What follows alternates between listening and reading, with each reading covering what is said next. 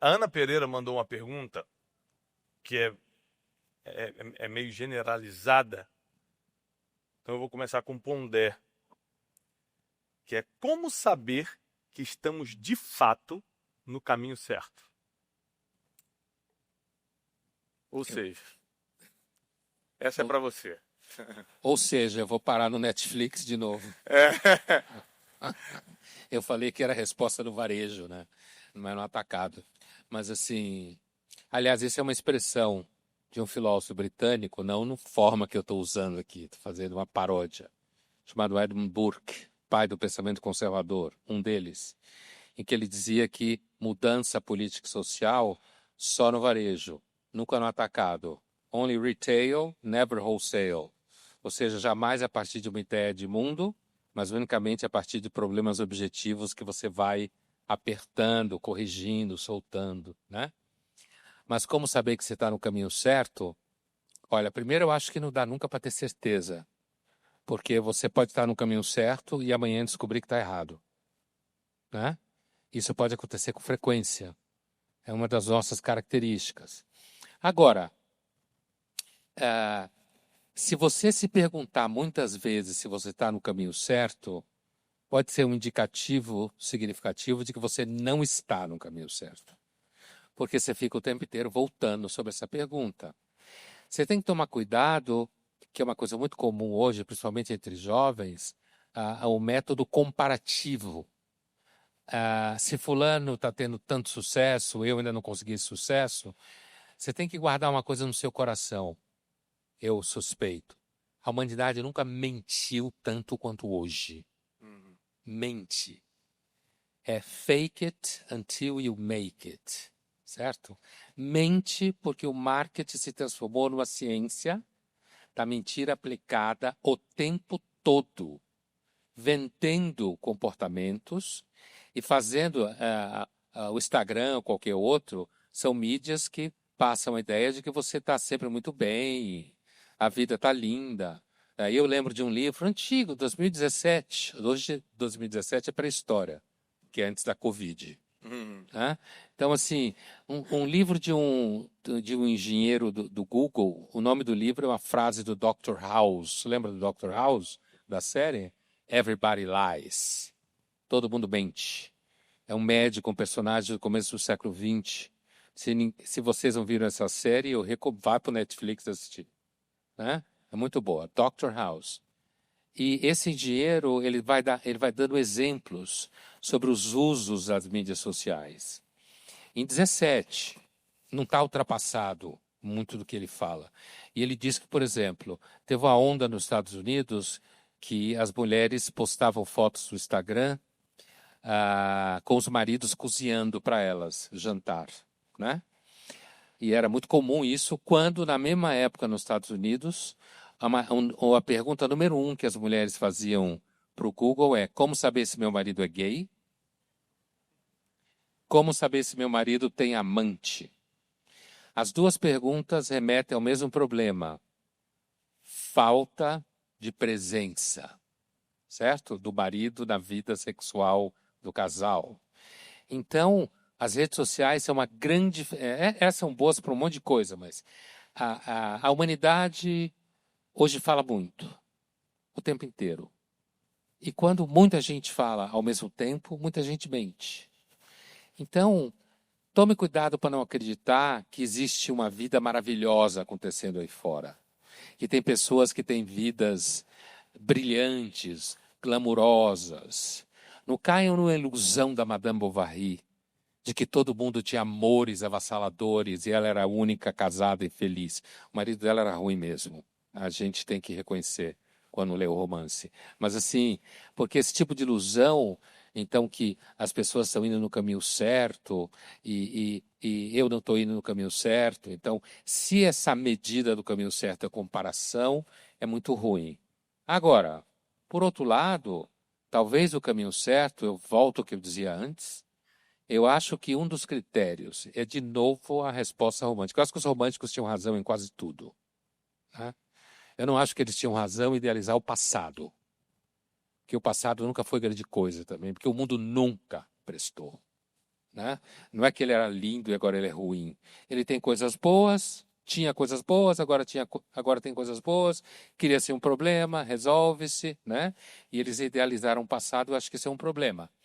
Mas essa ideia de que se você consegue, com algum grau de autenticidade, né? Sem entrar numa discussão filosófica fundo do que é isso, algum grau de autenticidade no seu dia a dia e você tem prazer, eu acho que um critério importante é se você acorda de manhã com prazer.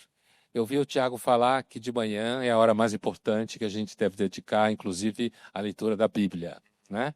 Eu concordo com isso. Eu acho que as primeiras horas da manhã são horas fundamentais do dia e podem definir o resto do dia, como vai ser para você. Então, se você acorda de manhã com uma certa dose de prazer e pensa, opa, hoje é segunda-feira, você deve estar indo no caminho certo. Muito bom. Posso pegar carona? Por favor. Deixa eu pegar carona na resposta brilhante do Pondé. A mente humana, ela produz mais cárceres, mais presídios do que nos países mais violentos do mundo. Nós temos cerca de 10 milhões de pessoas encarceradas no mundo. 2 milhões e 100 nos Estados Unidos, cerca de 1,5 milhão na China. O país, chamado Brasil, é o terceiro que mais encarcera. A Índia menos que o Brasil, embora tenha quase 7 milhões, 7 vezes mais população que o nosso país. E é muito fácil construir presídios psíquicos. Quando uma pessoa coloca um nível de exigência alto, ele nunca vai se satisfazer porque ele é seu próprio algoz. Quando uma pessoa terceiriza sua felicidade em função do retorno dos outros, também. E nessa era da intoxicação digital, como você disse, Pondé, a síndrome comparativa é um problema grave, aumentando os níveis de expectativas em níveis insanos, cruéis. A felicidade artificial e o sucesso irreal propagado nas mídias sociais tem levado crianças, adolescentes e adultos a viverem a era dos mendigos emocionais. Pessoas que precisam de muitos estímulos para sentir migalhas de prazer. Likes, reconhecimentos, aplausos, ser o centro das atenções sociais.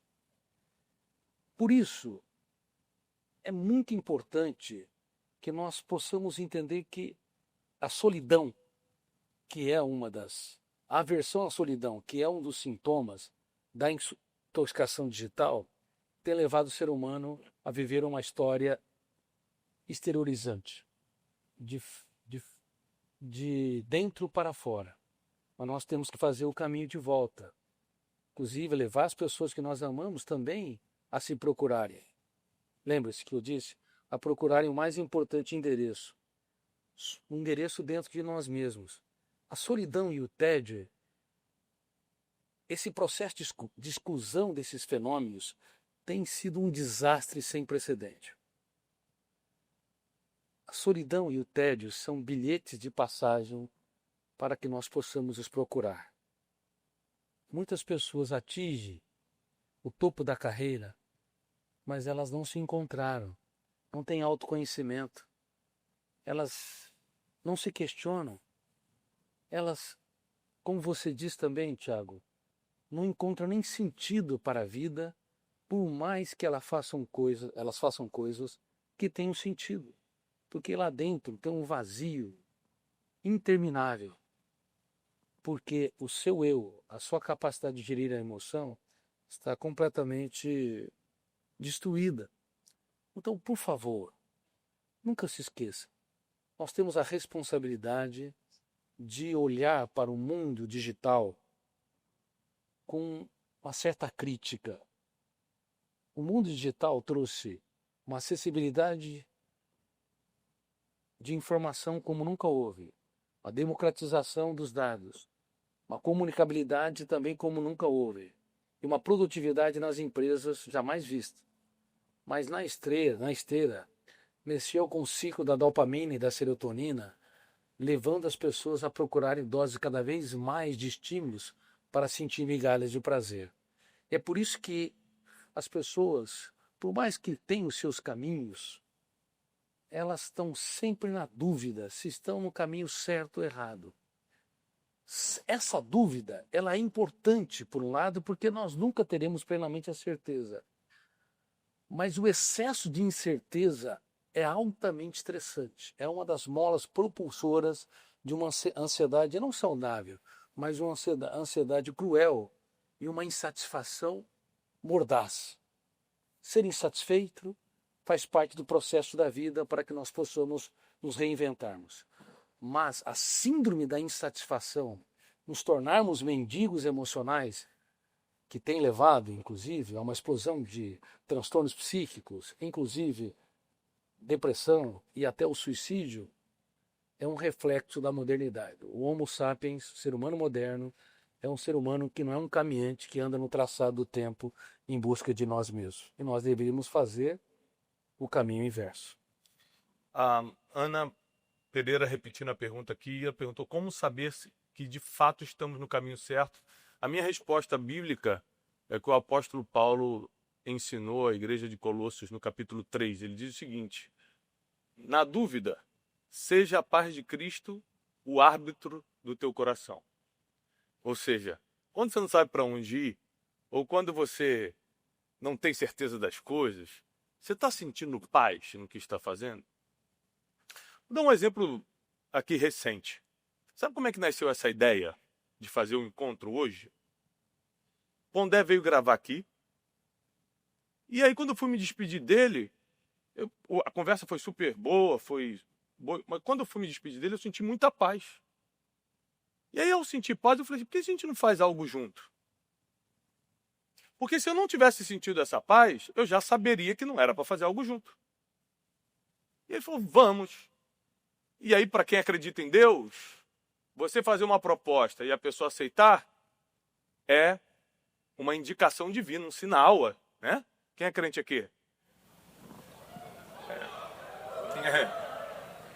Eu estou achando que o Pondé também vai virar, porque eu senti uma paz. Sua segunda tentativa. Eu senti uma paz, que eu falei assim, tô achando que ele é dos nossos. Tô achando que ele é dos nossos. Aí, ou seja, pastor Pondé, ou padre, né? Mas, ou seja, padre tá mais difícil, tem o celibato, verdade. Ou seja, Ana, a minha indicação para você, bíblica, é Colossenses 3, seja a paz de Cristo, o juiz do teu coração. Tem paz? Vai. Não tem paz? Pelo menos critique e duvide da decisão. Tá bom?